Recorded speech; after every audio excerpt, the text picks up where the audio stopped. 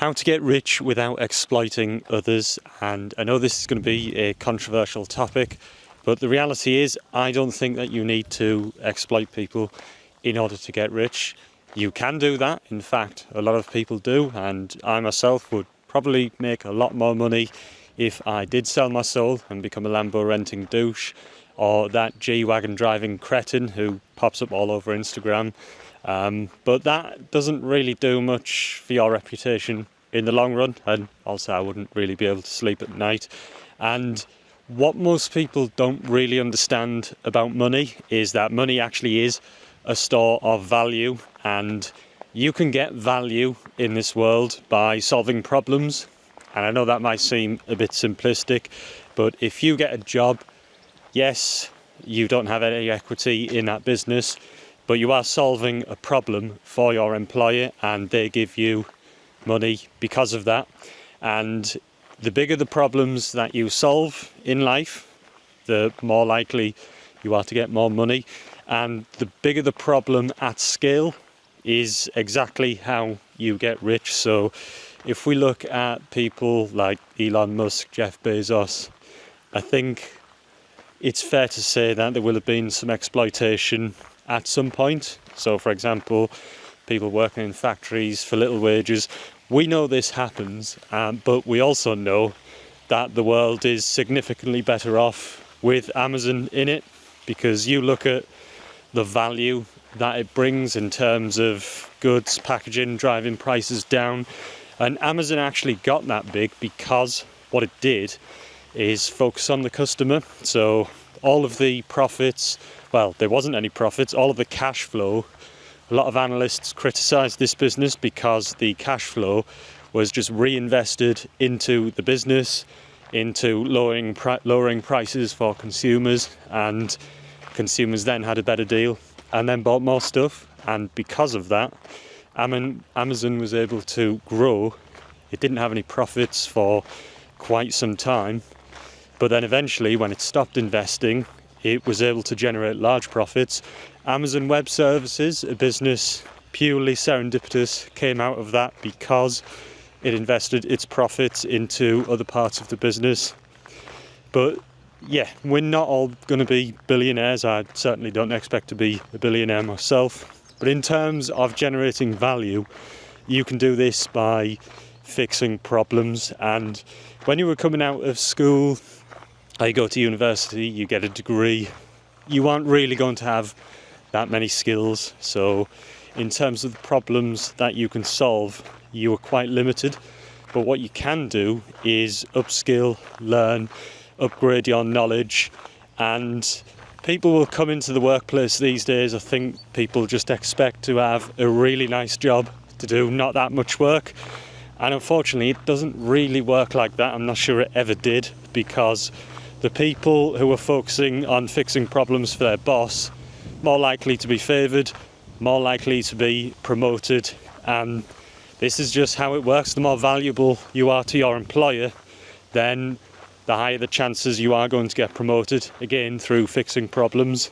Now, it also works both ways, because employers can take advantage of this. And I've always said that you don't owe your employer any loyalty, because what will happen is when a business is under pressure, all they'll do is get rid of you. And it's also not a bad thing, because it's a rental contract. So you have an agreement with an employer, you are contracted to do work, and you can jump ship at any time. So if someone comes and offers you a better wage with better upside prospects, you don't need to be loyal to your company, in the same way that if things are going wrong and the business needs to cut costs in order to survive or protect the profits of shareholders, then it will get rid of you. And a lot of the time this can be with very little notice.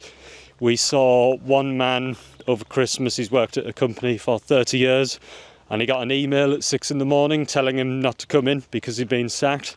So you are just a number on a sheet. And yeah, as I say, you can do the quiet quit, where you just turn up 9 till 5, don't really put any effort in, and that's fine. You were going to have an easy life, but you were unlikely to be promoted unless you were just super effective at the time you were there, and then leave. But in terms of employment, you can rise through the ranks this way, and then the simple way to get rich is basically to live below your means and invest. And a lot of people, especially younger people, they don't really want to hear this, but it's the easiest way to wealth, is literally to just live below your means. Don't finance a lifestyle that you can't afford. A lot of people are buying really expensive cars that they can't afford, splashing things on Klarna credit cards, loading themselves up with debt.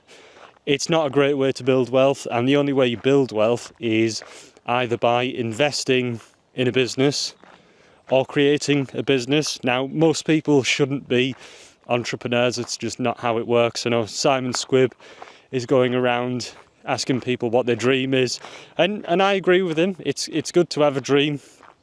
Some people never actually give it a shot, and then they spend the rest of their lives wondering, well, what would have happened if I gave it a shot? And that part I agree with, but the part that I don't agree with, there was a video I saw of him the other day, and he basically told him that his job was rubbish, and I thought that was really mean. This guy was super excited, he worked in corporate jets, he said he liked it, and Simon was trying to tell him that it wasn't for him. And ultimately, if there were no employees, everyone cannot be an entrepreneur, and there's also nothing wrong with being an employee. Personally, it's not for me. I prefer to get the upside on things that I do. So for example, trading, I'm paid what I make in the market. I don't take a salary, I don't work for a bank or anything. All of my profits come from what I earn, and that can be good and it can be bad. And I have losing months, unlike lots of Instagram traders. But there's nothing wrong with being an employee and not having to take on the pressures of a business owner, because let's remember, almost half of these fail within 5 years. So starting and running a business is hard, and they're also taxed quite heavily. But if you are an employee and you invest, you can do very well. So don't let anyone tell you that you need to be an entrepreneur, or you need to be a trader, or you need to be whatever in order to become rich, because you just don't need to. And just coming back to that point there about either creating a business or investing one, and with ETFs now, it's so easy to invest, because even in my time, I used to have to pay £8 a trade with IG, so obviously if I'm investing smaller amounts, that can be quite significant. But now it's free at IG, it's free at a lot of these brokers, and if you want to buy an ETF, then for example a FTSE All World, it's in 49 countries, I think it's got 4,000 companies, so it's nicely diversified. So if one does go bust, then it's not the end of the world, because let's face it, companies do go bust, but you will be diversified. And yes, it's going to be up some years, it's going to be down some years, but if you're playing the long game, that's really all that matters, because you're putting your money into that, it's compounding, and as long as you set a direct debit monthly and you buy the market when it's down and you just keep the payments going, and whenever you get a pay rise, you don't pay everyone else first. So this is a classic mistake of people. They get a pay rise, first thing they do, go and upgrade the car, which to me is insane. So, you know, you've got money in your pocket and now you can't wait to get rid of it. It's almost like they don't want to become rich. And they end up with a lifestyle that is an increased level of lifestyle. You know, it's nice, they've got all the fancy toys and comforts and maybe even a bigger house because they've got a pay rise, but they're not actually any wealthier, because it's money in, money out. I mean, it's like weight loss. If you break it down to its simplistic form, it's calories in, calories out. And yes, there's exercise and all sorts of things that you can do, and even very advanced diets that people will push these days. But everyone knows it's calories in, calories out, eat less and do more. And, you know, generally that is true. And when it comes to finance, it's what you keep and how you manage what you keep. Because someone who earns, let's say, £50,000 a year and invests £10,000 a year, over 30 years, they're going to be significantly wealthier than the person who's earning £200,000 and investing £5,000. So yeah, the 200,000 person might have a much better lifestyle. I mean, we can be pretty sure of that because they've got 4 times the salary and they're spending that on other people and other things. But if you actually want to achieve wealth, it's very simple. Money that you earn and money that you invest. And personally, I think ETFs, it's almost, I mean, nothing is guaranteed in financial markets. I'll never say that it is, because it isn't. But if you're investing in global capitalism, which is pretty much what the FTSE All-World is, it's hard to lose if you're taking a long-term view. Yes, if you're buying it with a view to selling it next year, that's a gamble. Who knows what's going to happen? I mean, in the last month we've had Trump's tariffs, global markets have plunged, they've rebounded. Now, none of the data is actually showing at the moment, so we don't really know what's going to happen next year. And if you do, please let me know, because I would love to know. But timing the markets in the short term is very hard. Timing the markets for the long term is mostly easy. And there was a study on the FTSE 100, not really an index I would buy because it's full of stuffy old economies, but over a 10-year period, and I'll have to dig the study out, it almost just didn't lose no matter when you invested, even if it was just before the GFC, the Great Financial Crisis. So over a 10-year period, you are not guaranteed, but it's likely you will make money. And if you extend that over 20 or 30 years and you increase the payments when you get a pay rise, then building wealth becomes quite easy.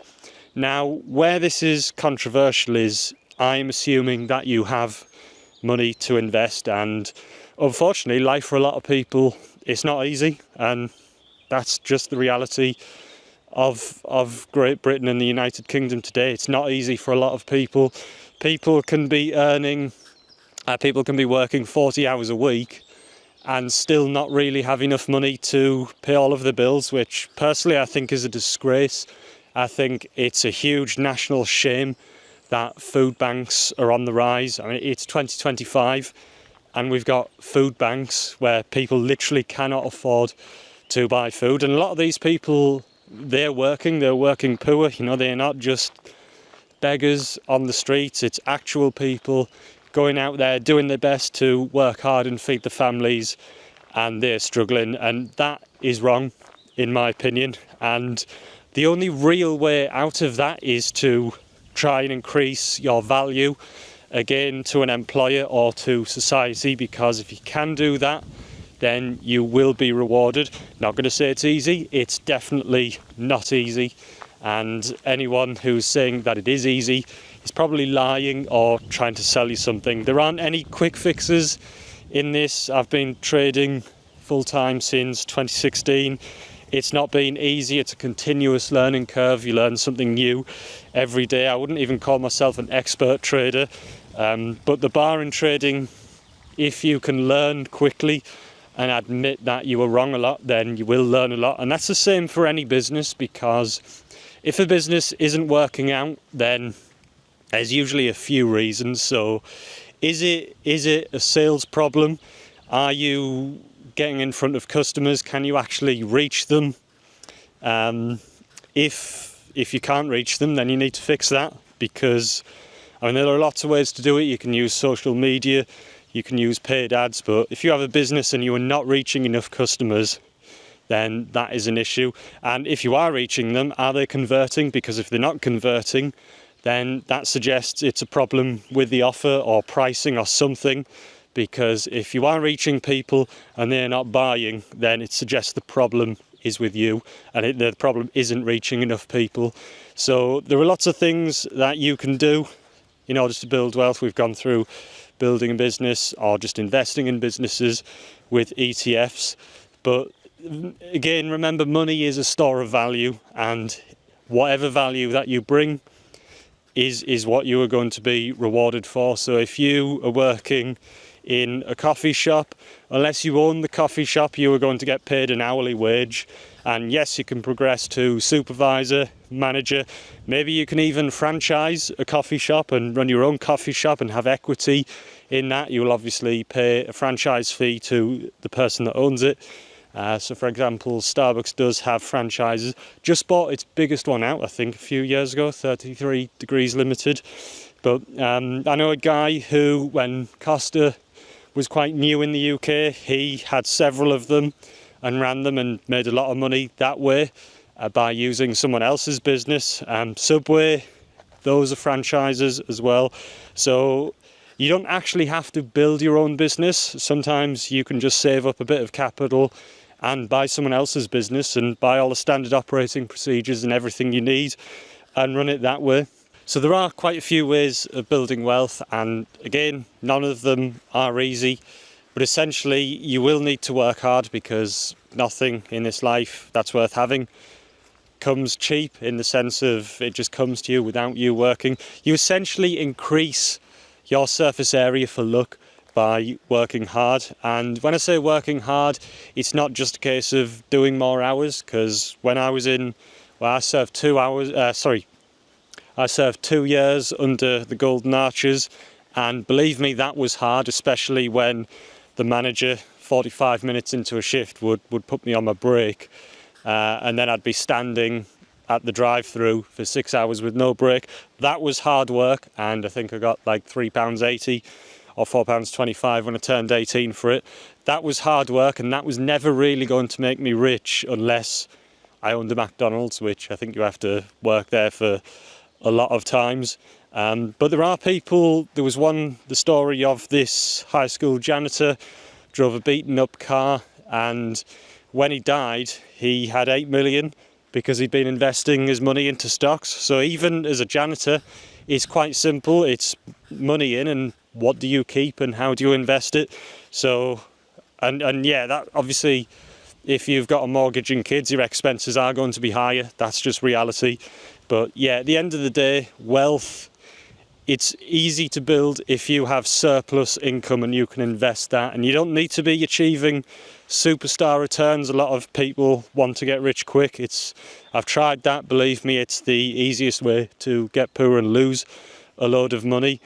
But if you're investing for the long term and you're doing sensible things and you're not piling into spivvy aim garbage and taking high risk investments, just remember Warren Buffett's 2 rules. So the first one was don't lose money, and rule number 2 was to follow rule number 1. And it's very simple, but a lot of the things Warren Buffett say is quite simple. He's not trying to be smarter than other people.